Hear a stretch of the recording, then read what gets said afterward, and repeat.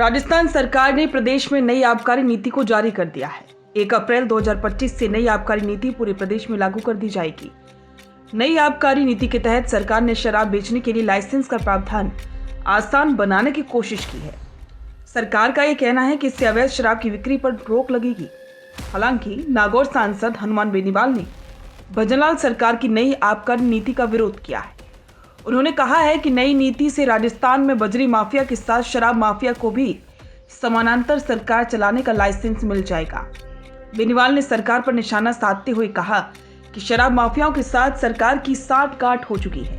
उन्होंने आरोप लगाया कि सरकार ये दबाव में कर रही है। हनुमान बेनीवाल ने अपने एक्स पर एक पोस्ट में लिखा है जिसमें उन्होंने नई आबकारी नीति का विरोध किया। उन्होंने कहा कि हम शराबबंदी के पक्षधर हैं, मगर शराबबंदी करना या नहीं करना राजस्थान की भाजपा सरकार के विवेक पर निर्भर करता है। परंतु राजस्थान सरकार ने जो नई आबकारी नीति की घोषणा की है, जिसके अनुसार अलग अलग दुकानों के स्थान पर समूह में ठेके दिए जाएंगे, उससे एकाधिकार की प्रवृत्ति बढ़ेगी और माफिया हावी होंगे। राजस्थान के मुख्यमंत्री से पूछना चाहता हूं कि प्रदेश में पहले से ही कानून व्यवस्था खराब है, ऐसे में ऐसी आबकारी नीति लाकर माफिया राज को पनपाने के लिए आपकी सरकार ने आखिरकार ये निर्णय किसके दबाव में लिया है। उन्होंने सवाल किया कि क्या सरकार में बैठे लोगों ने आबकारी की नई नीति बनाने से पहले उन शराब माफियाओं से साठगांठ कर ली, जिन माफियाओं के आतंक से राजस्थान में कई गंभीर आपराधिक घटनाएं हुई। पहले जब इस प्रकार की शराब नीति प्रभावी थी, तब शराब माफियाओं ने राजस्थान में अनैतिक रूप से समानांतर सरकार चलाई और गांव शहरों में रेड पार्टी के नाम पर दहशत का माहौल बनाकर रखते थे। बेनीवाल ने आगे लिखा कि तत्कालीन उत्तर प्रदेश में मुख्यमंत्री राजनाथ सिंह ने सामूहिक रूप से शराब के ठेके देने की पद्धति को बंद किया था और उसके बाद राजस्थान में भी ऐसी नीति प्रभावी हुई।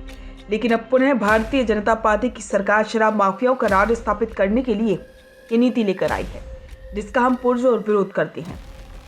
बेनीवाल ने लिखा कि मैं प्रधानमंत्री और गृह मंत्री का ध्यान राजस्थान सरकार द्वारा लाई गई नई आबकारी नीति की तरफ आकर्षित करते हुए पूछना चाहता हूं कि आखिरकार भजनलाल शर्मा के नेतृत्व वाली राजस्थान की भाजपा सरकार ने शराब माफियाओं के हितों का संरक्षण करने वाली आबकारी नीति लाने का निर्णय किसके दबाव में लिया।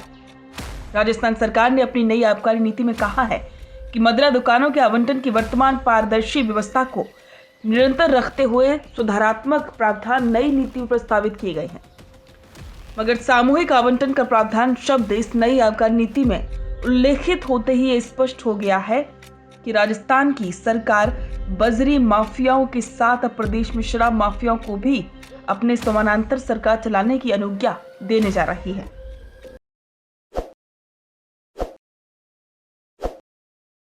ताज़ा खबरों के लिए विजिट करें द फैक्ट इंडिया की वेबसाइट और डाउनलोड करें द फैक्ट इंडिया ऐप।